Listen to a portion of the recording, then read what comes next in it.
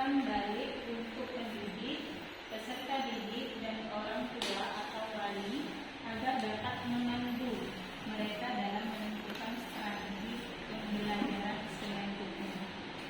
Prinsip yang kedua, asesmen dirancang dan dilakukan sesuai dengan fungsi asesmen tersebut dengan keleluasaan untuk menentukan teknik dan waktu pelaksanaan asesmen agar efektif mencapai tujuan pembelajaran.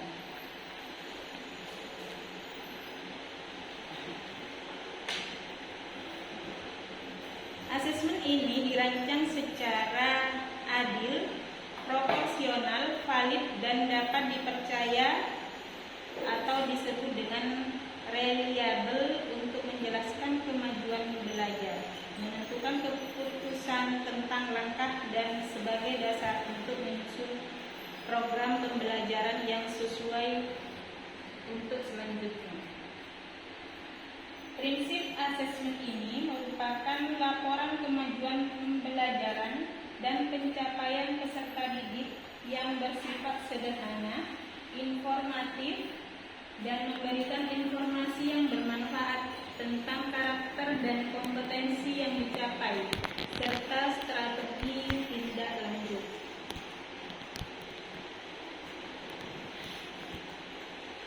Asesmen ini dirancang secara adil. Asesmen digunakan oleh peserta didik, tenaga kependidikan, dan orang tua atau wali murid sebagai bahan refleksi untuk meningkatkan mutu pembelajaran.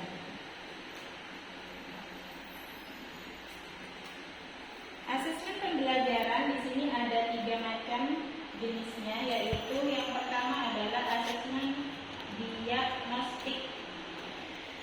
Diagnostik adalah asesmen yang dilakukan secara spesifik untuk mengidentifikasi kompetensi, kekuatan, dan kelemahan siswa sehingga pembelajaran dapat dirancang sesuai dengan kompetensi dan kondisi siswa. Jadi prinsip jenis asesmen ini ada 3. Yang pertama asesmen diagnostik, yang kedua asesmen formatif. Di sini sudah tertera apa yang dimaksud dengan asesmen formatif, yaitu bertujuan untuk memberikan informasi atau umpan balik bagi pendidik dan peserta didik untuk memperbaiki proses pembelajaran. Yang terakhir jenisnya adalah asesmen sumatif. Asesmen yang dilakukan untuk memastikan ketercapaian keseluruhan tujuan pembelajaran.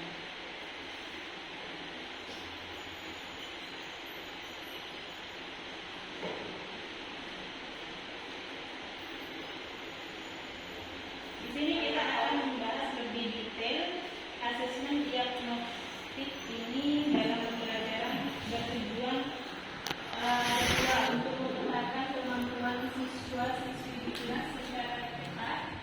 Yang kedua, mengidentifikasi siswa yang sudah paham, setengah paham, dan belum paham tentang pelajaran yang diajarkan.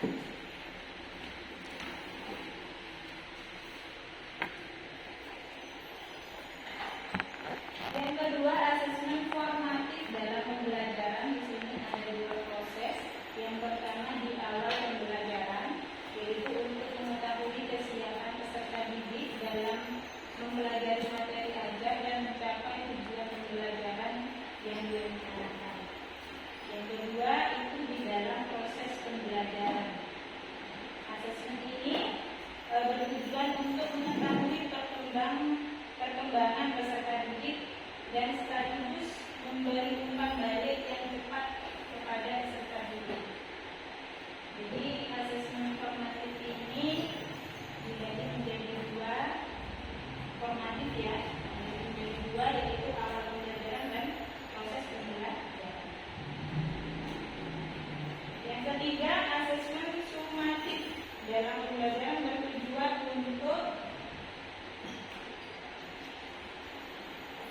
sesuai dengan pertimbangan pendidik dan kebijakan satuan pendidikan. Ini berbeda dengan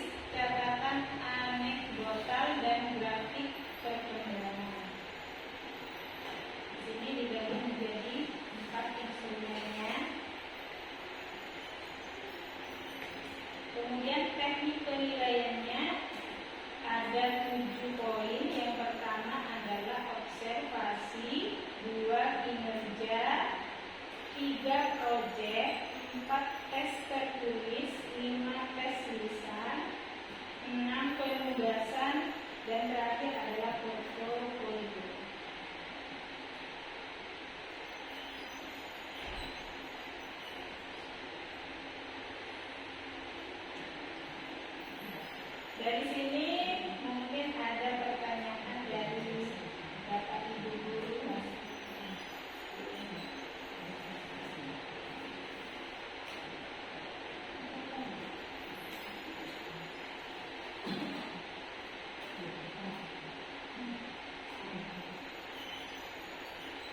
Iya,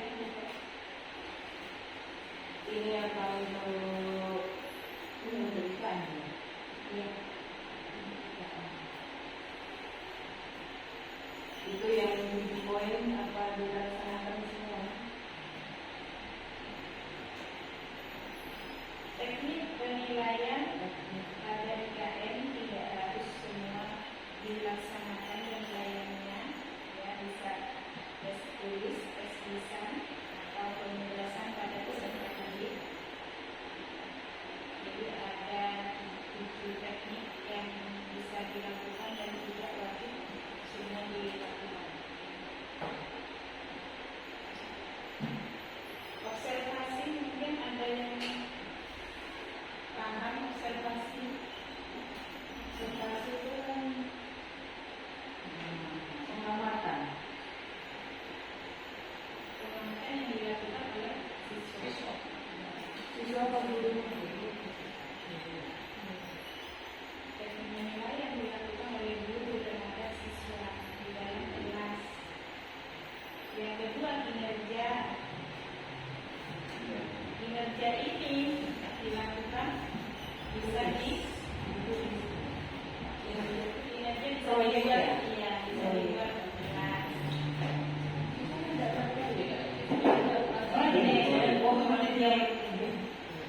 Proyek untuk kelas 1 bagaimana, Bos? Kelas 1 membawa sampah. Membedakan sampah biotik dan Organik dan organik dan anorganik. itu salah satu contoh penilaian proyek. Iya, ini kelas 1. Untuk kelas 4, Pak Joni bagaimana untuk yang proyek?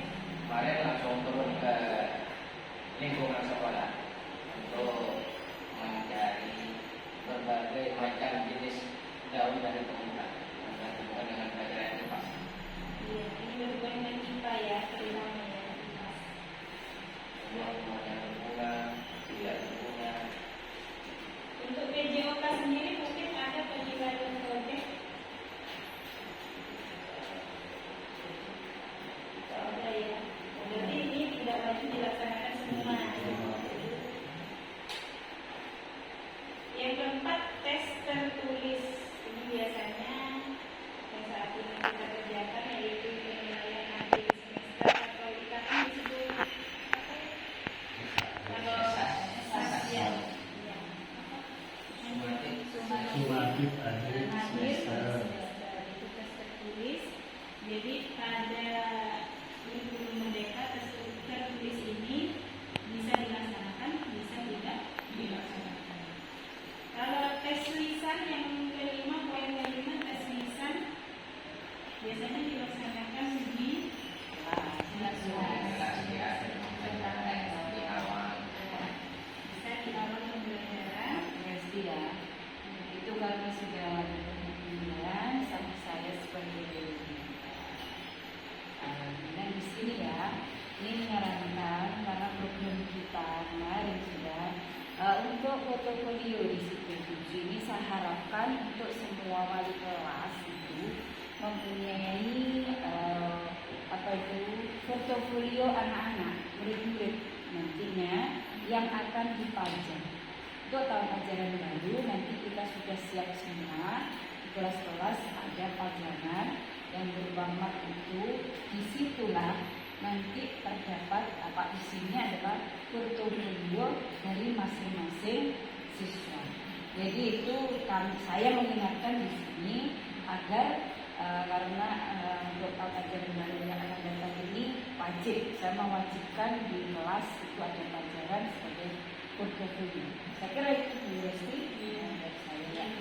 Terima kasih Bu Yuli atas sarannya. Ini sangat bermanfaat sekali bagi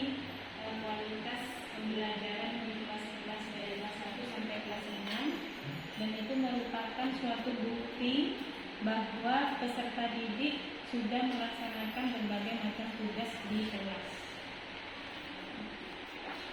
Untuk penugasan ini sudah jelas ya. Pastinya di dalam proses pembelajaran itu pasti ada tugas ya, entah itu tugas di sekolah atau di rumah.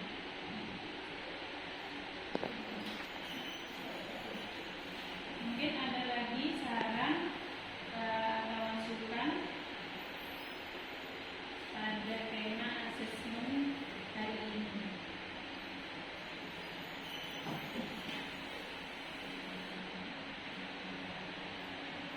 Selain tadi ya Bu, sebagai tambahan sebagai portfolio tadi, untuk asesmen yang informatif ya, informatif itu adalah juga sebagai refleksi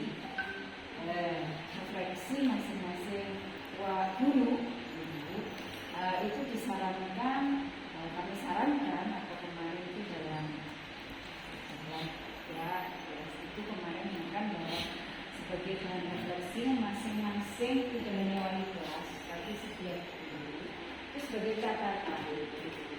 Hari ini misalnya kita itu mengajarnya ada kendala apa, kemudian cara mengatasinya masalah tersebut.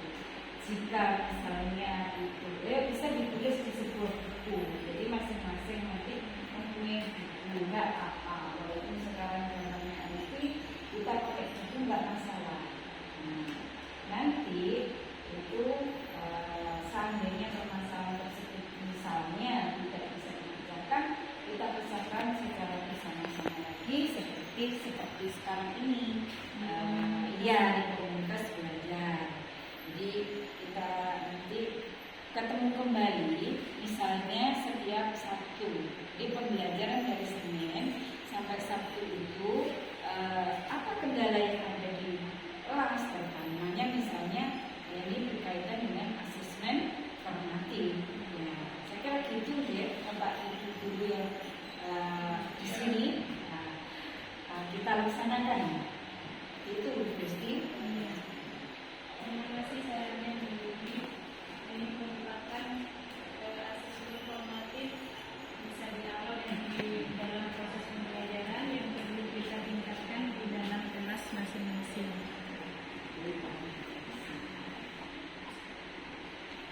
Untuk selanjutnya pertemuan selanjutnya kita akan tema apa yang perlu kita bahas pada kurikulum merdeka. Dulu tema yang diusung kita untuk minggu depan Atau modul setiap kelas atau CP atau apa tentang kurikulum merdeka.